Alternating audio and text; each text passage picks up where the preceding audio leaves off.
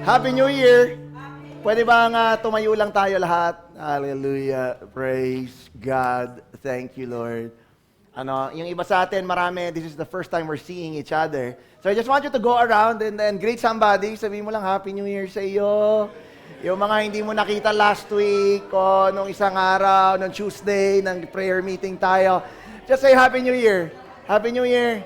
Happy New Year. Everybody. Yes.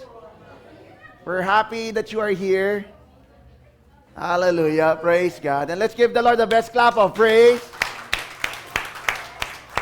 Thank you po. Abang nakatayo tayo, let's pray na. Hallelujah. Father, we welcome you into the new year. Lord, yung una, lagi pong sa inyo. So Lord, ino-offer namin ito. I pray maging mabango itong aroma. Lord God, sa iyong pang-amoy, O Diyos, yung daladala naming papuri, yung daladala naming pagsamba. O Diyos, mapapurihan po kayo sa lugar na ito. And I pray, Lord God, that your presence will remain as we talk about your word today. Mangusap po kayo. I pray that there will be open hearts today who will receive, that will receive your word. And I pray, Lord God, for those that will receive it, the word, that there be open heavens as well. Maraming salamat. Glory, honor, praise, they belong to you in Jesus' name. Everybody say amen. Hallelujah! Thank you po, Lord. Glory to Jesus. Sige po, makakaupo na po tayo. I am so blessed that you are here. Hallelujah. Aren't you blessed? Yes. I am so blessed you are here. We have entered 2024. Sabi mo sa katabi mo, congrats, we made it. Woo!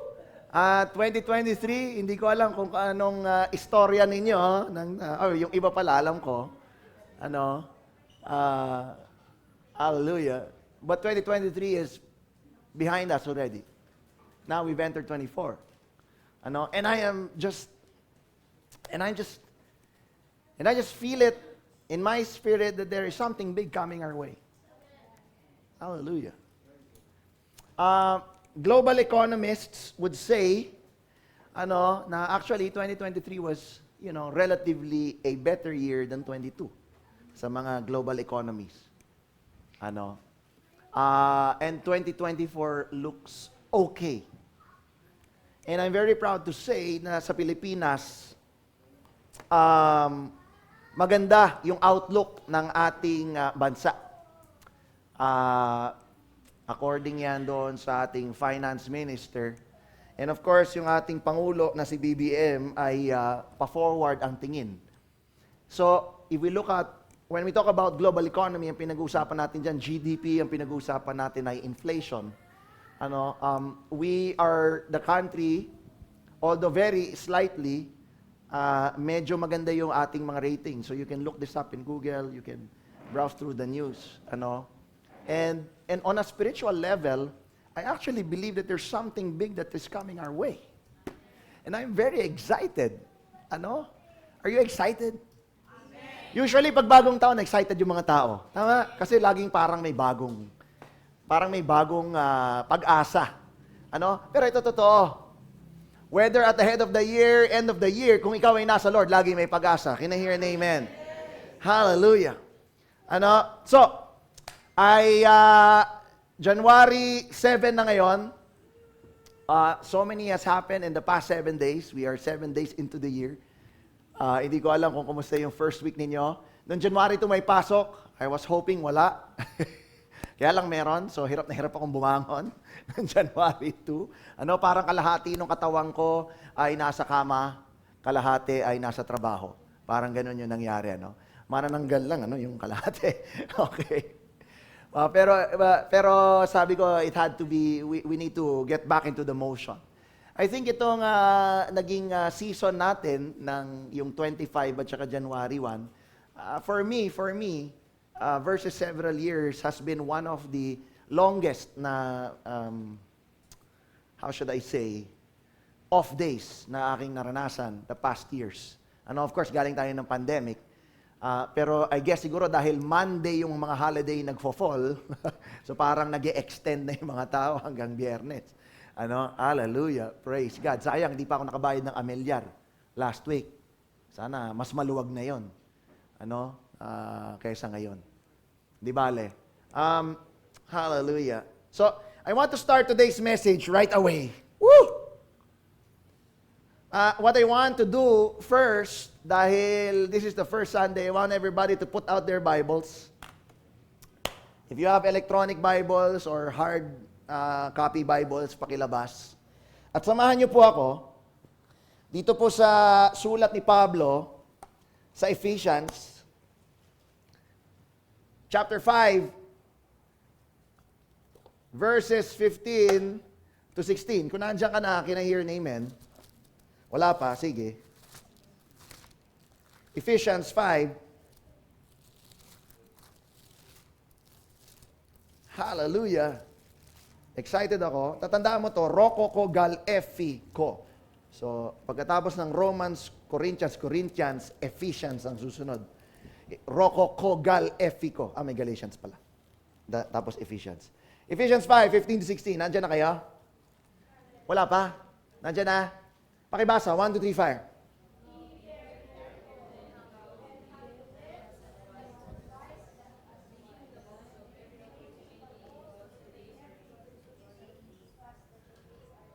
Hallelujah. Parang inaantok pa kayo. Ha? Sabi dun sa binasa natin, see then that you walk circumspectly, carefully, prudently, discreetly, not as fools, but as wise. Sabi mo, wise. Sa 16, redeeming the time, because the days are evil. Hallelujah. When I first read this verse, yang nandyan sa kulay orange, dapat yan, yellow-orange na dito sa ating TV, this phrase struck me. Sabi mo, redeeming the time. When we say redeem, meron kang hawak na something para makuha yung something. Medyo malinaw ba yun? Medyo malabo ba yun? Kung halimbawa, meron kang coupon, nakalagay ay libreng sesto. Pumunta ka lang sa 7-Eleven. Yung coupon na yon, pupunta ka sa 7-Eleven, sabihin mo doon sa cashier, Miss, meron akong libreng sesto. May pang-redeem ka. Does that make sense? Yun yung redeem eh. You are taking something in place of something. You see, pag ibig sabihin, itong redemption na ito, itong redeem na word na binibigay dito, hello, and I pray makuha mo ito, meron kang pambili. So you can redeem something. At in this context, pinag-uusapan dyan is redeeming the time. 2023 is gone. Ang tanong, may mga nasayang kang oras ng 2023?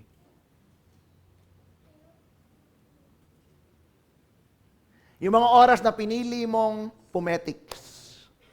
Yung oras na pinili mong magkuyakoy. Yung oras na pinili mong pass na muna, next time na lang. Merong isang version yan, which is the NIV version, hindi, NLT yata ito. Sabi dyan, so be careful how you live. Same verse. Don't live like fools, but like those who are wise. Sabi mo, wise. Make the most, pakibasa. In these evil days. Wow. Yung redeeming the time sa ibang translation is making the most of every opportunity. Sabi mo, opportunity. Woo! Hallelujah. Church, be ready. All eyes with me, please. Mabilis lang. Ngayong 2024, I was asking the Lord, Lord, ano po ang mensahe for 2024? Sinabayan ko yung mga intercessors nung sila ay wala, noong January 1, 2, 3, praise God, nakabalik na sila. Dapat 4 sila babalik eh. Sabi ko, thank you po, Lord. Kinukwento ko to kay Joan. Nung sinabing January 1 to 3, tinikom ko na lang yung bibig ko. Kesa may masabi pa ako. Kasi hindi ako sanay na hiwalay sa family ng ganitong season. Does that make sense? This is unprecedented. January 1. Yung holiday sa akin, yung mga nag-e-employo sa inyo, yung holiday sa akin is a holy day. Kasi it is a day for rest. It is a day for family for me. Kaya yung holiday sa akin, mahalaga yun. Para siyang holy day sa akin. I just want to be with family. Whatever we're doing, whether we're eating, drinking, or watching, kung ano man ginagawa namin, I just want to be with family. So, noong January 1, sabi, January 1 to 3, wala na. Tinikom ko na lang bibig ko. Hanggang sila ay makabalik. Sabi ko na lang, praise God, a day early. Thank you po, Lord. Time was redeemed. Kasi 4 sila babalik eh. 3 sila nakabalik. Hello? Time was redeemed. Ngayon, ang pag-aaralan natin ngayon, yung sinasabi ko sinabayan, nag-fasting ako kasabay ninyo. Hindi pala kayo naka-fasting, ako lang. While you were away, I was fasting and I was seeking God. At yung isi-share ko sa iyo ngayon, dahil kaya ako excited, this is what I received from the Lord. Woo! Excited ka na ba? Hallelujah. So kakambyo tayo ng konti. This preaching is rather long and I obviously, I think I will not be able to finish this today. So, ibig sabihin, may part 2. Ano? Pero kung hanggang saan tayo umabot, kumambyo na tayo ngayon and be ready. Kumapit ka. Kapatid, this is what the Lord has put in my heart for 2024 and I want to release this word. 2024, kapatid, in my heart, is the year of opportunities. If you believe it, say amen. 2024 is the year of opportunities. I absolutely believe this with every filament of every fiber of my being. This is the year of opportunities. Can I hear an amen? Amen. Bakit dito wala nag-amen? Amen. Ayun. Hallelujah. Tandaan mo to, kapatid. This is the year of opportunity. Sabihin mo sa katabi mo, opportunity. Hallelujah. In a day, meron 24 oras. Kapag ka umabot na yung military time, it starts with 0. 1, 2, 3, hanggang 22, 23, 24. Pagkatapos nun, umuulit na saan? Sa 1, 2. Listen. In a day, there is 24 hours at dahil 2024 ngayon. If this will minister to you, there is a new day for us, Jogs Go. Today is a new day. This year is a new day. Pag sinabing new day, laging may love, laging may mercy. Yun yung sinabi na salita ng Diyos. No? There is mercy and love that is new every morning. Kapatid, receive this. There will be opportunities for different facets of your life.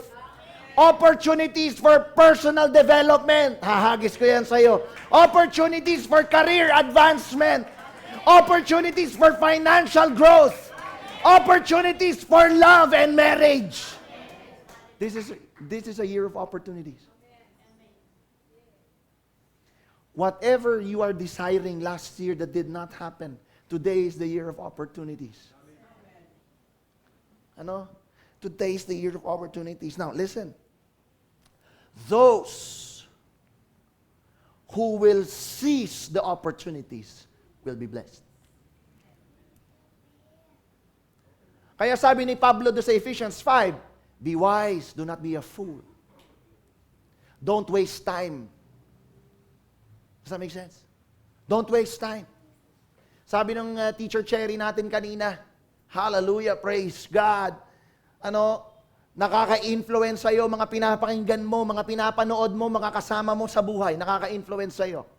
Kapatid, kung alam mong bad influence yung kasama mo, leave it. Leave him. Leave her.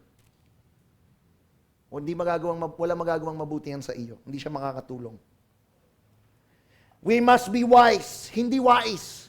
Magkaiba yung wise sa wise. Mga Pilipino, mga wise daw. Pag sinabing wise, madiskarte. Ano?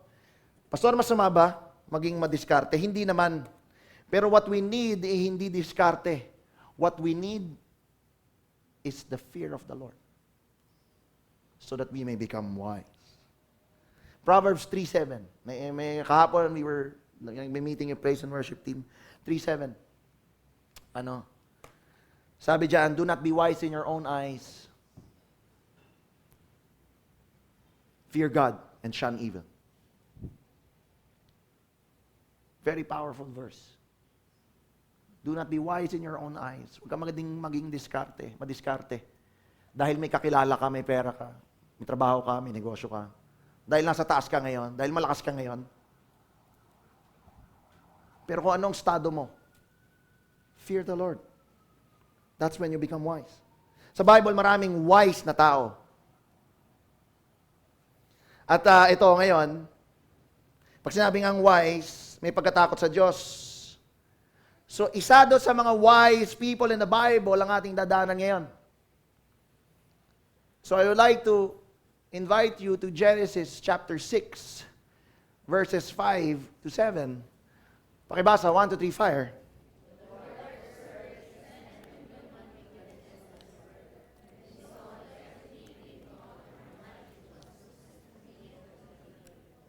So the Lord was totally sorry He had ever made them and put them on the earth. It broke His heart.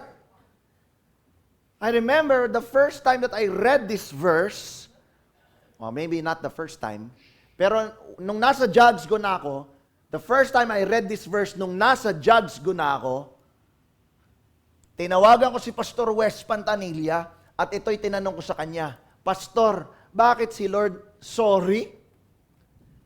He was sorry na ginawa niya tayo? Alam mo yung mga magulang na nag-a-abort? Yung nanay o tatay na pumayag sa abortion, they were sorry to have the child. Hello? Yung mga magulang na iniiwan yung bata sa isang tabi, nako. Meron pa ako nakitang isang video, isang nanay, yung anak niya apparently, nag-drive by yung kotse niya, merong malaking basurahan sa Amerika dito eh. Yung bata, hinagis. Baby, kakapanganak lang. 3 days. So, may maraming CCTV, Amerika ito, so nahuli yung babae. So, kakapanganak niya lang, hindi siya ready.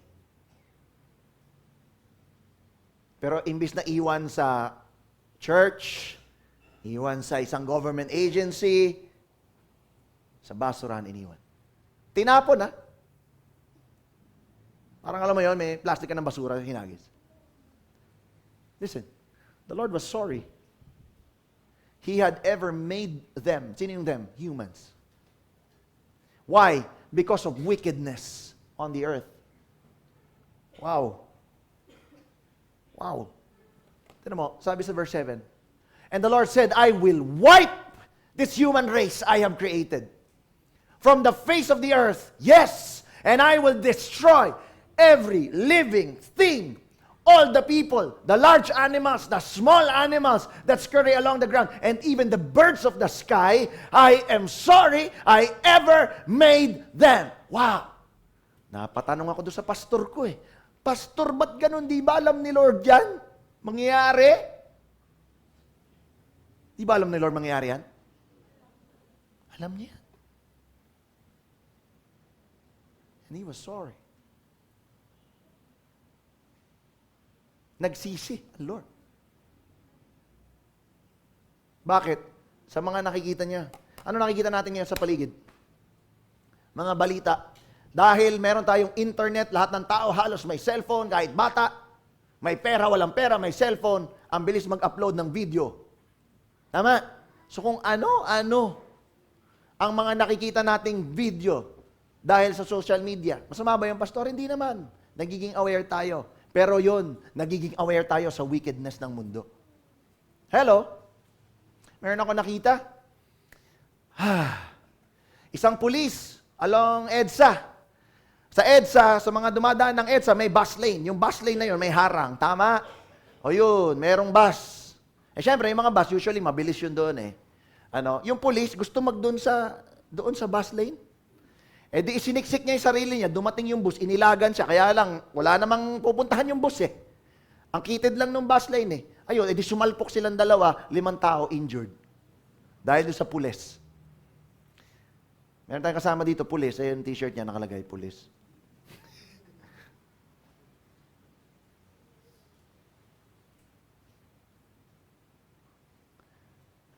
Mababaw pa yun. Kung samot-sari na nakikita mo. Meron akong nakita isang video, isang judge. May kaso. Yung lalaki, ang kaso niya, battery. Baterya, pastor? Hindi. Yung nananakit ng asawa. Battery. Okay? So, ang ina-appeal nung kanyang lawyer tsaka nung kanyang sarili ay siya ay mabigyan ng parol. Kasi battery.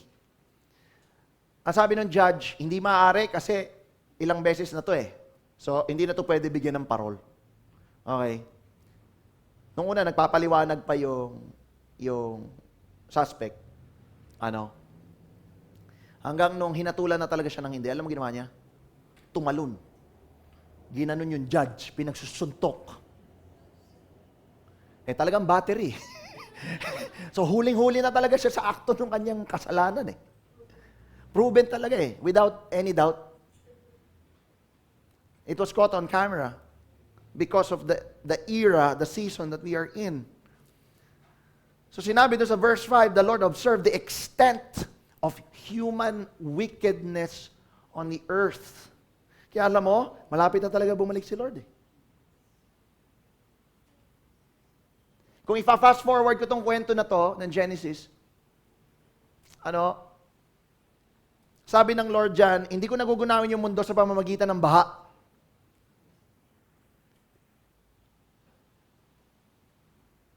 Kaya babalik ang Lord, hindi baha dala.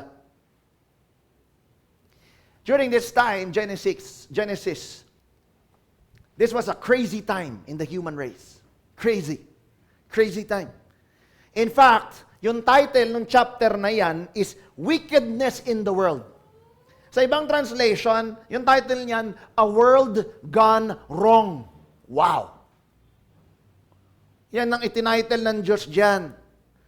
At dahil ganun yung titulo, ganun yung imagination natin, just, I don't know, think about anything or everything na masama, likely nangyari yun doon.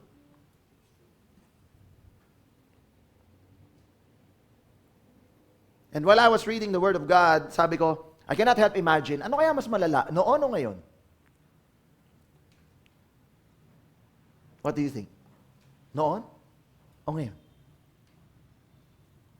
Ano kaya mas malalang panahon? Noon o ngayon? Walang tamang sagot. Hindi ko alam kung anong sagot. Kasi noon, wala na tayong magagawa. Pero ngayon, pwede pa. You see, but in verse 8, ang maganda dito sa chapter na to, there was a verse 8. Pakibasa yung verse 8.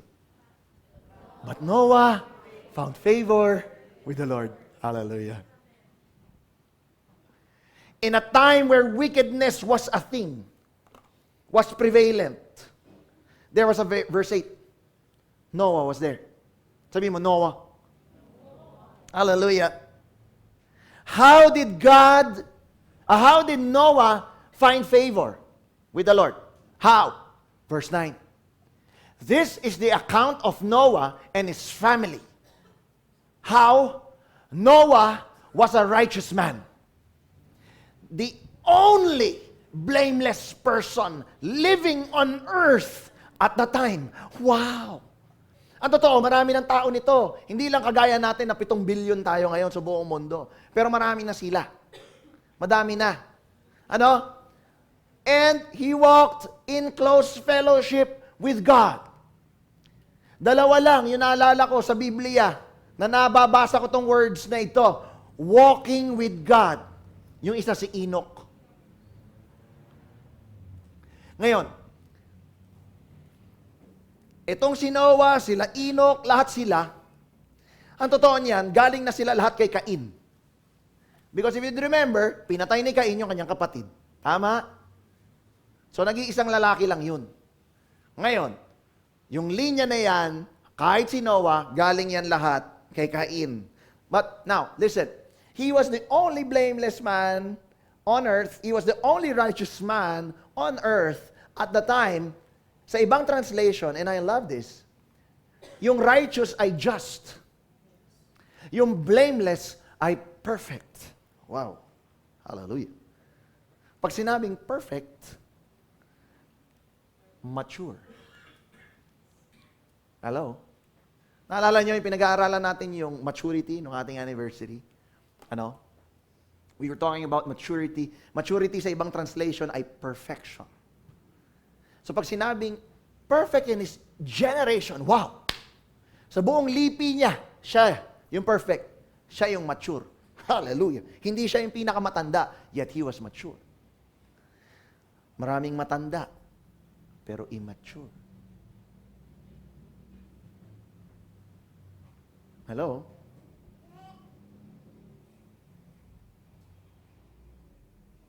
Perfect in his generation. He was righteous, he was blameless. Samantalang tayo, hirap na hirap maging Kristiyano sa loob ng church. Nagets nyo ba yun?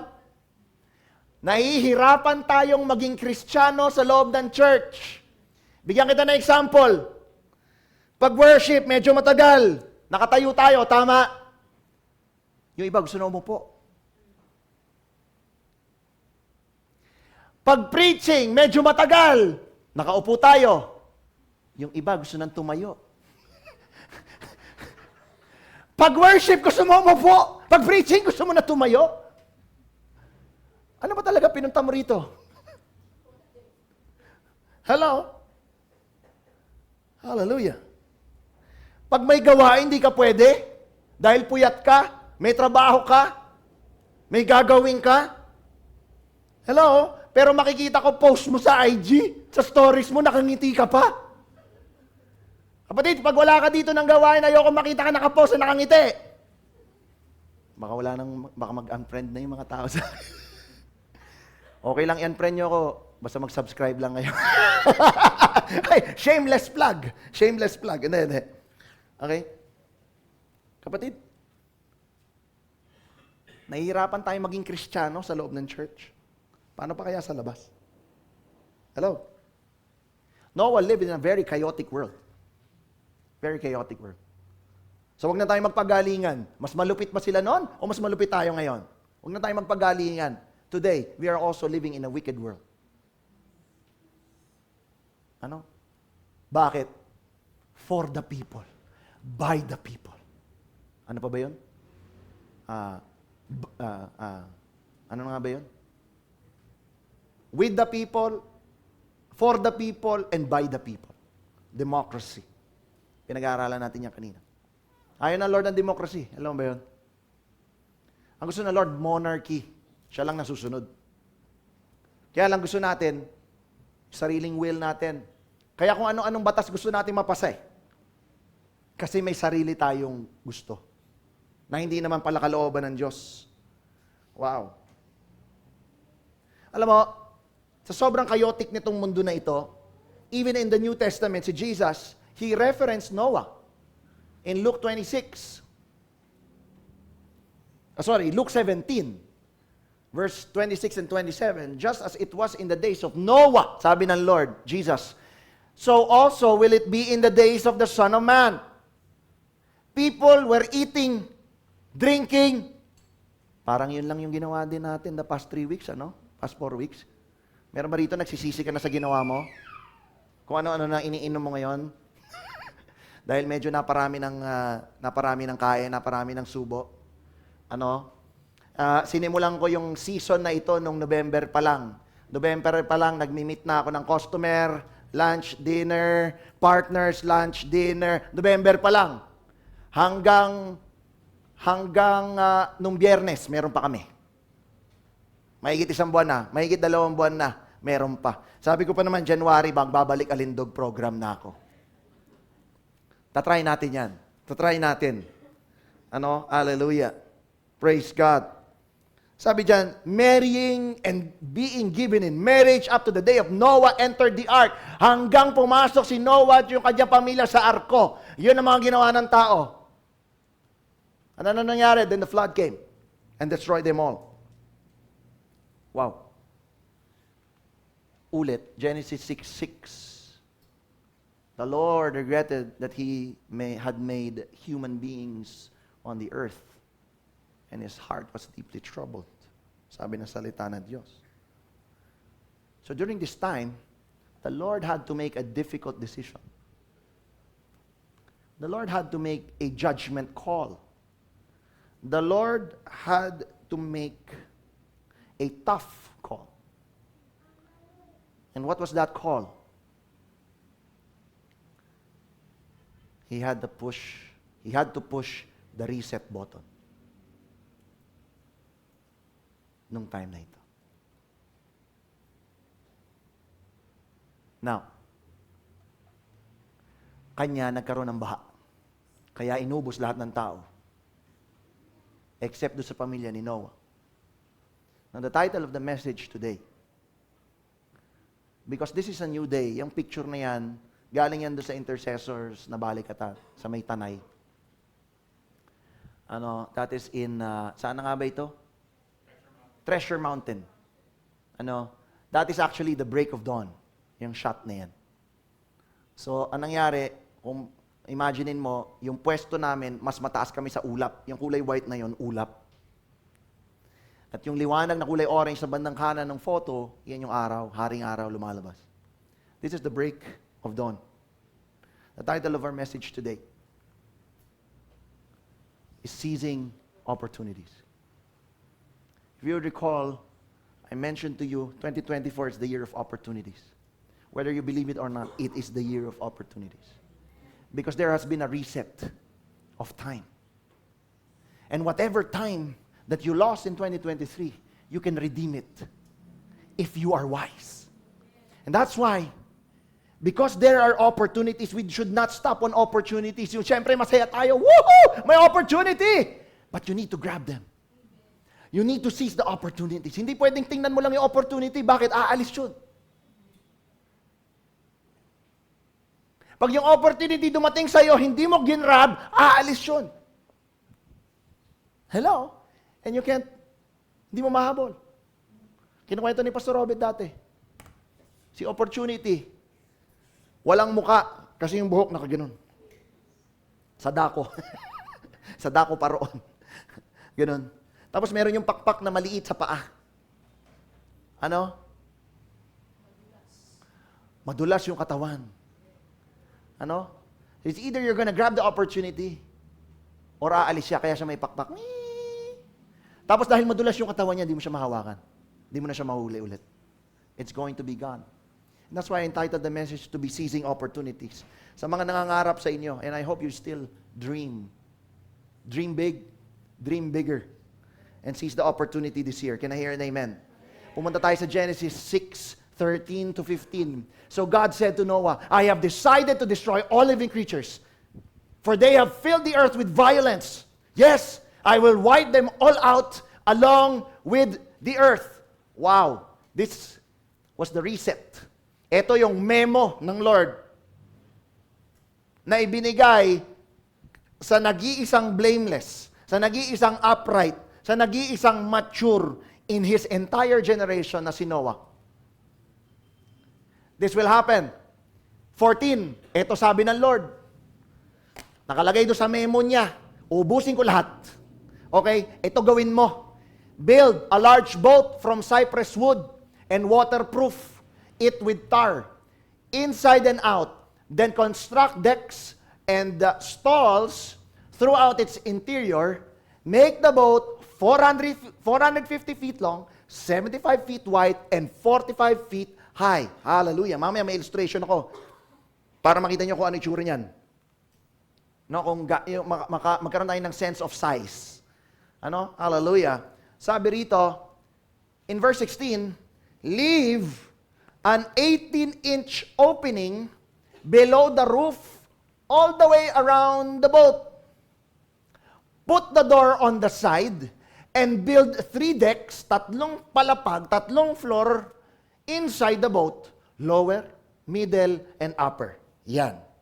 Yan yung instruction ng ating Panginoon kay Noah na kanyang gagawin. Hallelujah. Praise God. 3 key points that I want to share with you. So hindi ko alam kung matatapos natin ito for 2024. The first one is, there is a door of opportunity for you.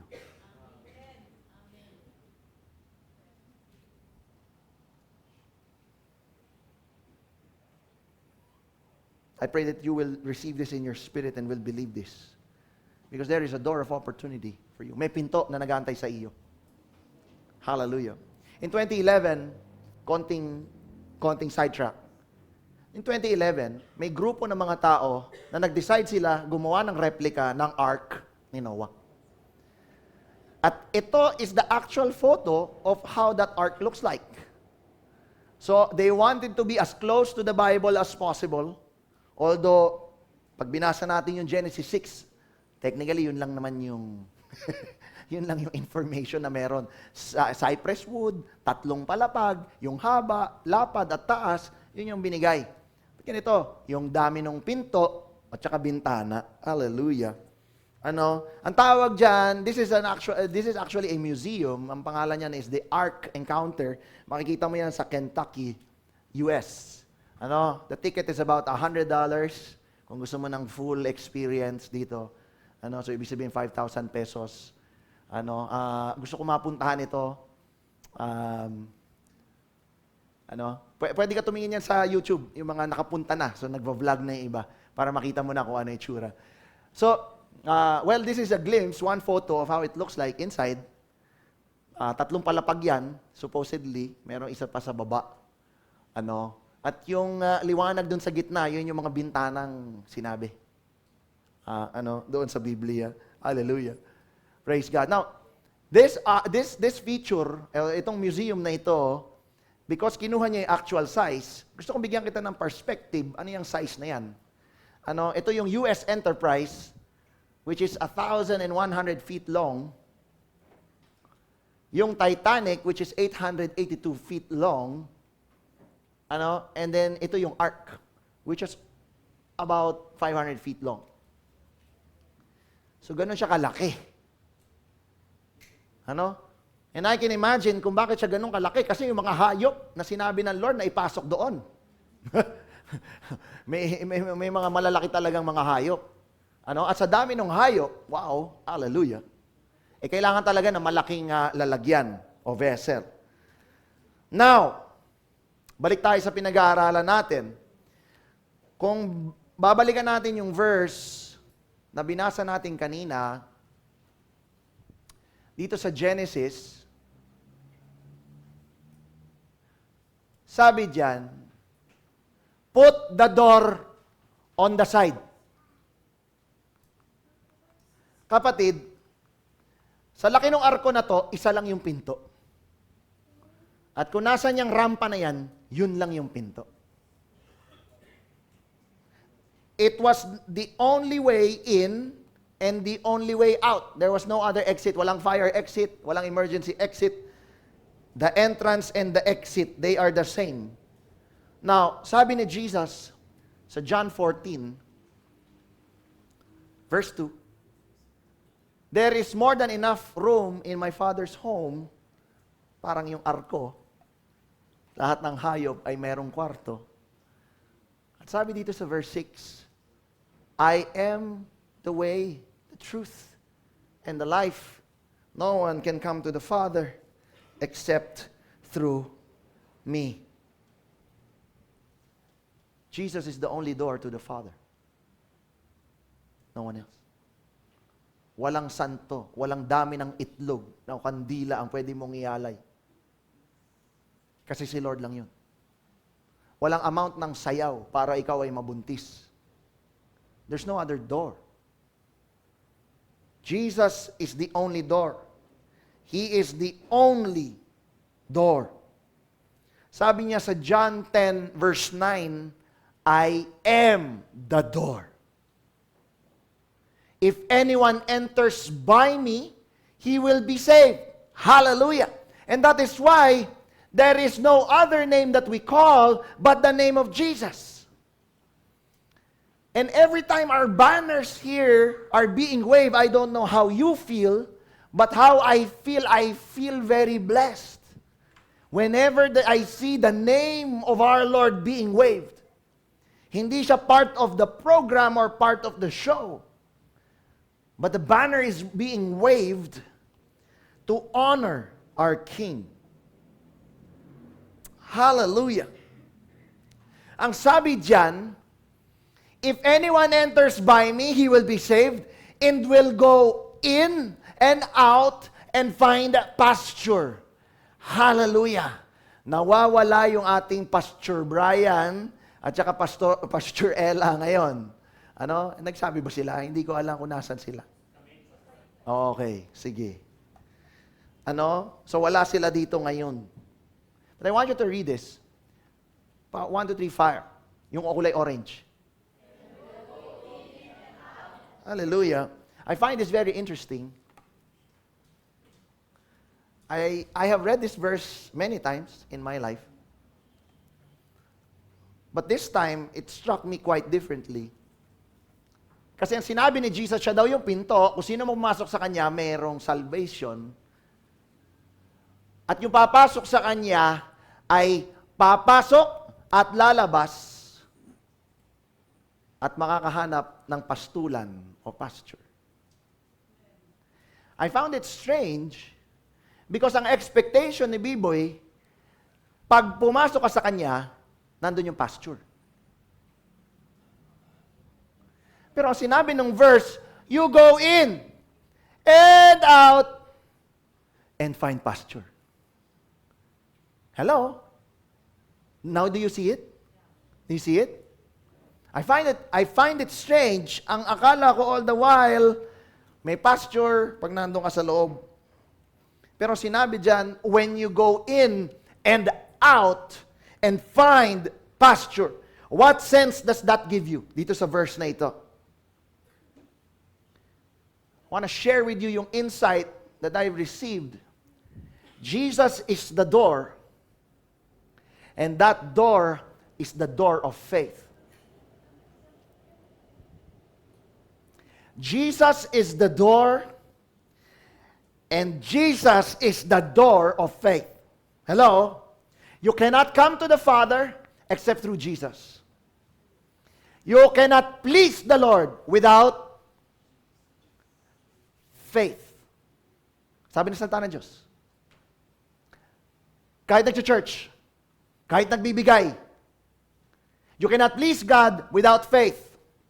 Which means, if Jesus said He is the only way to the Father, and He is the door, then He is the door of faith in the spiritual realm. Hello? Sa pastulan ng Diyos, listen, lahat ng syon nandun. Anong syon? Proteksyon, provision, solusyon, pang-tuition. Alam mo, wala lang doon? Konsumisyon sa presensya ng Diyos. Pero lahat ng syon nandun. Pwera yun. Hello? When you enter through Jesus, the door of faith, you will find the presence of God.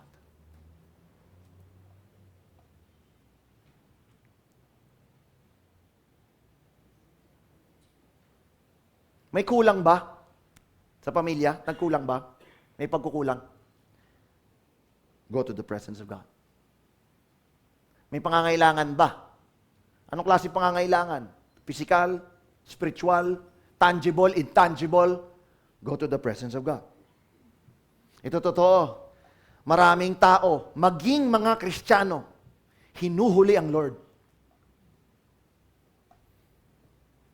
Kaya minsan hindi pastulan ang nakikita, kangkungan.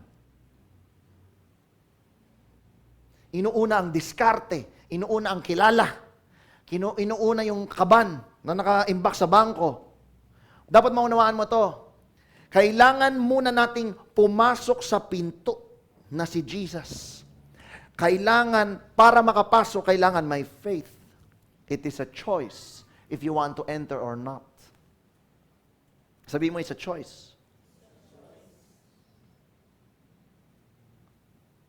The Lord is giving us an opportunity to turn on our faith. Sabi mo, turn on. Because when our faith is on, dun ka lang papasok. Pag sinabing faith, may pagtitiwala. May paniniwala. Hindi pwedeng hiwalay yun. Hello? When your faith is on, makakapasok ka. When your faith is off, malulunod ka. Kagaya ng lahat ng pamilya ni Noah. Nalunod sila lahat. Pati hayop. Walang natira. Malulunod ka saan? Sa worries of life. Nako, paano na yung anak ko? Paano na yung apo ko? Nako, paano yan? Nawalan ako ng trabaho. Nako. Paano yan? May gera pa. Nako. Paano yan? Hindi pa tapos yung Israel. Nako. Paano yan? Lahat nagtataasan. Nako. Paano na kami? Days of trouble lie ahead, kapatid. So we need to turn on our faith. Sabi mo, turn on. And we need more of it. Pag may faith, kahit magulo ang mundo, environment mo, wow! Makakapasok ka sa presensya ng Diyos. Kahit magulo, kahit mabaho, kahit saan lugar. Hindi nakikipagsabayan sa kung ano lang ang agos, kung ano ang uso. In Genesis chapter 7, verse 11, sabi diyan, when Noah was 600 years old, on the 17th day of the second month, all the underground waters erupted from the earth. Lahat ng klase ng labasan ng tubig, daluyan ng tubig, ay sumuka ng tubig. Yan yung sinasabi diyan. Ano? And the rain fell in mighty torrents from the sky. The rain continued to fall for 40 days and 40 nights. Ano? That very day, Noah had gone into the boat with his wife and his sons. Meron siyang tatlong anak, si Shem, si Ham, at si Japheth. And their wives, na may asawa na. With them, in the boat were pairs of every kind of animal, domestic and wild, large and small, along with birds of every kind. 2 by 2, they came into the boat.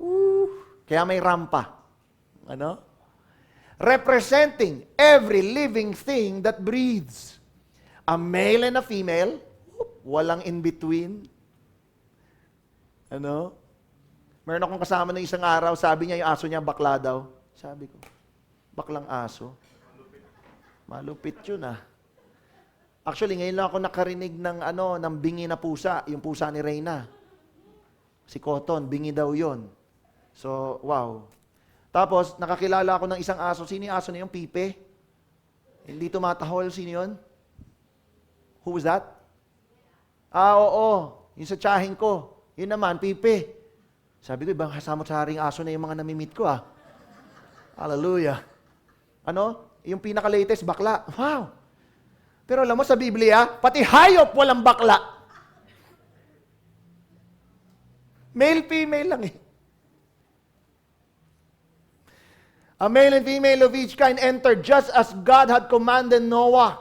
Then the Lord closed the door behind them.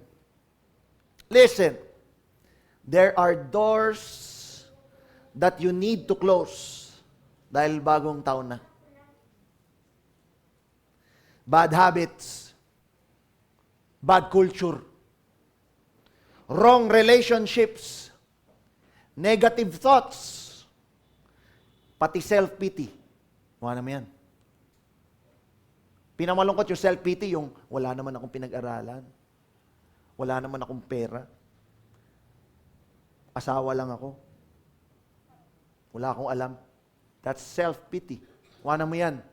Ibig lang sabihin yan, kaya naman nasasabi yan, hindi mo kilala yung sarili mo. You don't know who you are. You need to know who you are. Hello? But listen, there are doors that God closes. Merong pinto na dapat ikaw ang magsara. Pero merong pinto ang Diyos ang nagsasara. Yun yung sinabi. Then the Lord closed the door behind them. Hello? Hindi lahat ng pinto kaya mong isara. Merong pinto ang Diyos lang nakakapagsara. Ano yan? Times. Seasons. Kahit anong gawin mo, yung 2023, tapos na. Hindi mo na mababalik. Kahit anong gawin mo. Hindi dahil nag-10, 9, 8, 7, tapos pinigil mo sa 1, 1, 1. Baliw. Lilipat talaga yung oras. Magno-New Year talaga kahit mag-pause ka. Does that make sense? Ano? Okay. Seasons. The Lord closes doors on seasons ng buhay. Dati bata ka, malakas ka, kaya mo makipagpuyatan.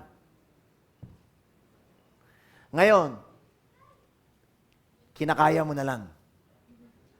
Dati kayang-kaya, ngayon kinakaya. Ano? Bukas, aminin mo na. Hindi na talaga. Wala na. Pag inaantok na. Wala na. Hindi na kaya. Does that make sense? Seasons. And then lastly that I wanted to share, God closes doors on consequences.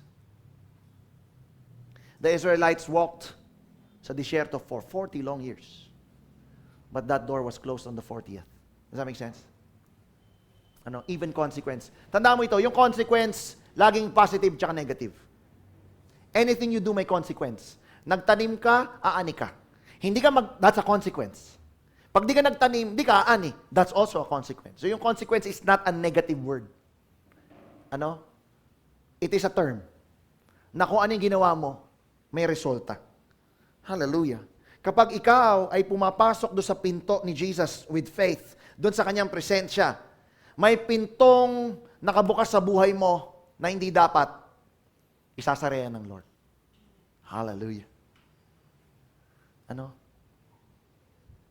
Para yung devourer, hindi makapasok. Hello? Yung demonyo, laging crouching at your door, nag-aantay. Tinetempt ka.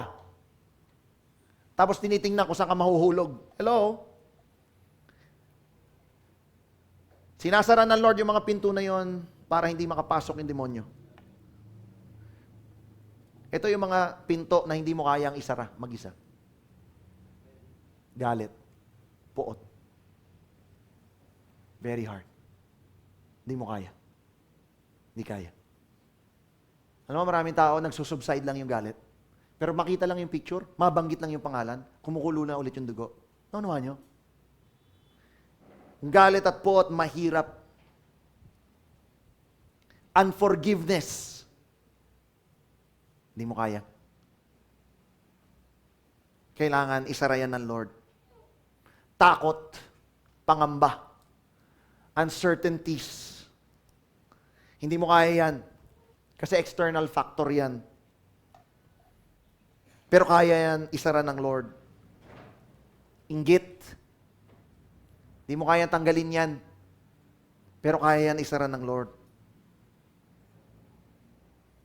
Ang kailangan lang ipasok mo sa presensya niya. Kapatid, merong pinto. There is a door of opportunity for you. To redeem the time. To seize the opportunity. Kung ano, yung mga mali mo kahapon. Marahil hindi mo na siya matatama. But you can do something today. Ano? Meron kayong hindi ayos sa pamilya? Ayusin mo na. New Year naman eh. Use the season to be an excuse for you to reach out. Hello? Does that make sense? I want to end with this. Kasi hanggang number 1 lang talaga. Sa Revelation 4. Pwede bang hindi ko nilagay yung Revelation 4 dyan eh. Pwede bang Revelation 4. O sige, you go to your Bibles, Revelation 4, verse 1. Then I looked, I saw a door standing open in heaven, and the same voice I had heard before spoke to me like a trumpet blast. The voice said, "Come up here, and I will show you what must happen after this." Itong chapter na ito, the angel of God was talking to John, the Apostle John. In fact, the prophet John, dahil future na itong nakikita niya rito eh. Tatalon ako doon sa verse 6, yung second half, yung 6b. In the center and around the throne were 4 living beings. Lutz, can you join me? Each covered with eyes, front and back. Verse 6. Then verse 7, the first of these living beings was like a lion, the second was like an ox, the third had a human face, and the fourth was like an eagle in flight. Each of these living beings had 6 wings, and their wings were covered all over with eyes, inside and out. Day after day and night after night, they keep on saying. They were not singing, they were saying, "Holy, holy, holy is the Lord God, the Almighty, the one who always was, who is, and who is still to come." Whenever the living beings give glory and honor and thanks to the one sitting on the throne, the one who lives forever and ever, na si Jesus, ang Lord, the 24 elders fall down and worship the one sitting on the throne, the one who lives forever and ever. And they lay their crowns before the throne and say, they don't sing, they only say, "You are worthy, O Lord our God, to receive glory and honor and power, for you created all things, and they exist because you created what you pleased." Hallelujah, praise God. I wanted to end with this verse because we were talking about doors of opportunities. Itong door na ito ay si Jesus. Itong si Jesus at door is faith na kailangan mong pumasok to go in. And you need to choose to go in. When you go in, you go into the presence of God. And when you go out, pasture. Wow. Hallelujah. Doon sa aspeto ng presensya ng Diyos, hindi mawawala ang worship. And I was so blessed nung si Pastor Bry, he was preaching because I wanted to touch on this. Kanya lang, he was telling me what he was about to preach nung Sunday. Kailan ba yun? Tama, nung Sunday. Oo. So sabi ko, sige, hindi ko na itatackle to, ikaw na. And he was tackling about worship. Ngayon 2024, kapatid, hindi dapat mawala sa menu mo, sa agenda mo, sa itinerary mo, ang worship. Hindi maaari. There were 24 elders. Lahat yun may upuan. Lahat sila may corona. And every time, yung 4 living creatures, sabi, when they say, they don't sing, "Holy, holy, holy is the Lord," yung elders, they always bow. Number 24 speaks about worship. Aside from the opportunities that I tell you, na available para sa atin, it is also an opportunity for worship. Kailangan mong ma-redeem yung oras mo noong 2023 na hindi ka nag-worship. Kailangan this time, you must worship. It is part of the 24's anointing. And when we worship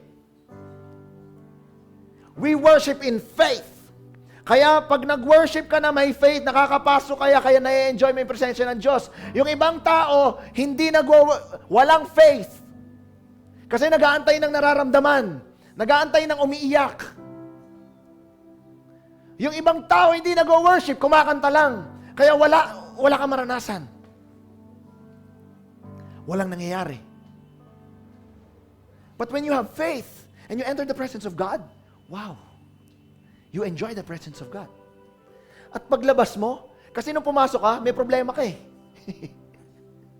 Nung pumasok ka sa pinto, may problema ka. Lord, mabigat ang pakiramdam, but I love you. Thank you po, Lord, mabigat ang pakiramdam. Thank you po, Lord, hindi pa bayad yung utang. Pero mababayaran na. Hello, paglabas mo sa presensya ng Diyos, pasture. Sa pasture, lahat ng Sean meron. Provision. Connection. Kailangan mo ng connection? Connection. Kasi kailangan mo ng bagong customer, kailangan mo ng bagong mga prospect, connection. Hello? Provision nandun. Woo! Protection nandun. Sa presensya ng Diyos. Paglabas mo, anak, available to lahat. Bakit? Kasi pumasok ka sa kingdom of God. And in the kingdom of God, there is no lack. Sabi ng salita ng Diyos, no worship, no rain. Gusto mo bang umulan sa inyo? Umulan ng pagpapala. All you need to do is worship Him. You must enter that door with faith. Worship Him. Stand on your feet. What is it that you lack today? What is it that you need today? 2024 na. Sabi nung iba, Lord, 2024 na, pwede ba? Di ka nagpe-pray, nagre-reklamo ka. Hello? Hello? Hello? Yung mga ganun mag-pray, di nagpe-pray yun. Nagre-reklamo. Ayaw ng Lord ng reklamador. Kahit may problema, sabihin mo, Lord, medyo masakit yung ganito ko eh. Pero alam ko, papagalingin mo na ako. That's how you pray. Lord, medyo kulang eh. Pero alam ko may parating ng provision. That's how you pray. Lord, hindi ako marunong. May exam na kami next week. Pero alam ko, tuturuan mo ako. That's how you pray. Lord, ang tagal ko na sa kumpanya ko, hindi ako ma-promote. Pero may parating na akong promotion ngayon. That's how you pray. Huwag ka mag-pray na nagre-reklamo. Listen, ang reklamador, ayaw ng Lord. Yung reklamador, pinapatay ng Diyos. Look at me. Yung reklamador, pinapatay ng Diyos. Ganun ginawa sa Israel. Walang nakapasok doon sa Canaan, sa Promised Land, na reklamador. Lahat ng reklamador, pinatay ng Diyos. Kaya 40 years yun eh. Basahin mo Bible mo. Ngayon 2024, there is a door of opportunity for you. That door has been there. And it has been waiting for you. Hindi yun kagagawa lang ng Lord kanina. O noong January 1, it has always been there. And it has been waiting for you. Anong gagawin mo? Nandyan yung pinto. Anong gagawin mo? All you need to do is enter. Enter into the presence of God. Jesus is the door. He is the gate. All you need to bring, wala kang ibang requirement dadalin. Alam mo, dadalin mo lang, faith. Faith. Hindi reklamo.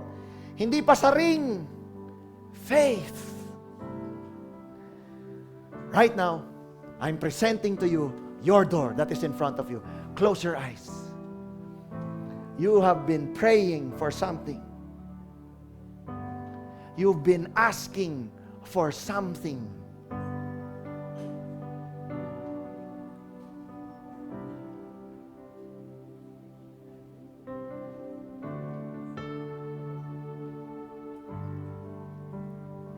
Hallelujah. You've been asking the Lord this one thing. Ask it in faith. I-declare mo na parating na. I-declare mo na nandyan na. Declare mo. Declare mo. Huwag kang magre-reklamo sa Diyos. Hindi ito yung panahon ng reklamo. Ito yung panahon na sinasabi mo kung ano yung hiling mo sa Diyos. There is this door in front of you. Enter.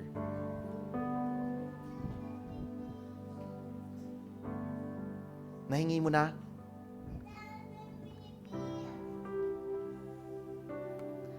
Ask it with faith.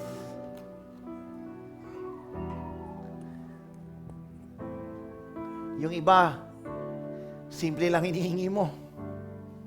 Oh my gulay. Yung iba, simple lang hinihingi mo. Oh, hallelujah. Oh, thank you po, Lord. Yes. Yung iba, malaki yung hinihingi mo. Malaki. Malaki. Hallelujah. What I see today, thumbs up.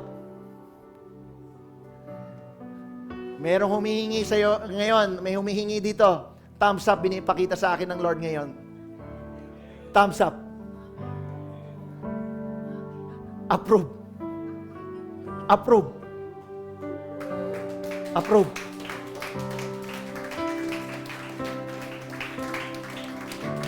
Now listen. If this will minister to you, ngayong 2024, the year of opportunities, there is a door for you. Huwag ka makipag-share ng pinto. Meron talaga para sa'yo. Hindi ka nawalan sa Diyos. If this will minister to you, 24/7, may access ka dyan sa door na yan.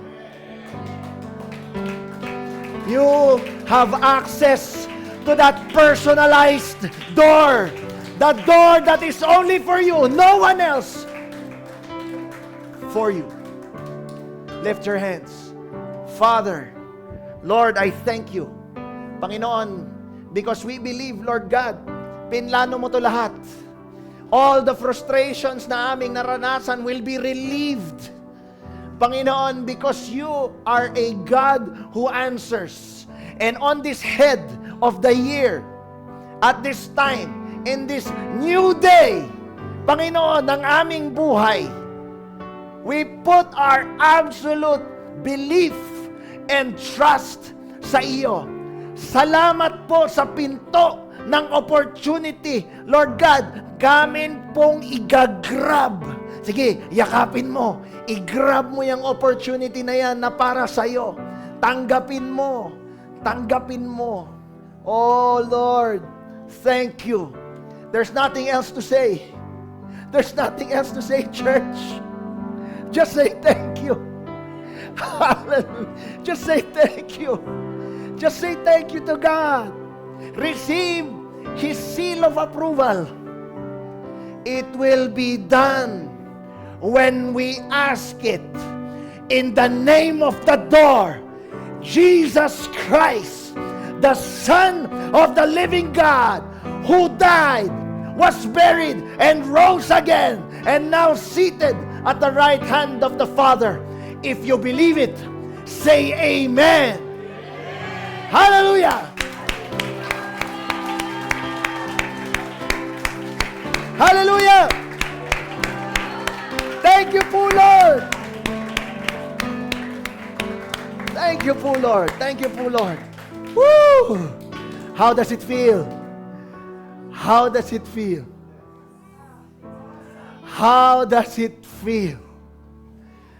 Hallelujah. Kapatid, isa pa lang yan.